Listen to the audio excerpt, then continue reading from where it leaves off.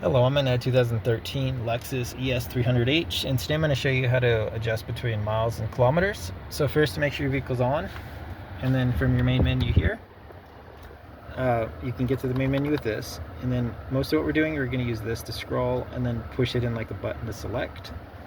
So we're going to scroll to setup and then push that button to select setup. And then we'll scroll over to general and select. And then in here we'll go to unit of measurement, select, and then here we can switch it to kilometers, or alternatively just select miles, which I'm going to stick with miles since I'm in the United States. But whichever you're switching to, it should auto save, so it might just take a few minutes to update on all of your systems. But that's it. I hope this was helpful, and I hope you have a wonderful rest of your day.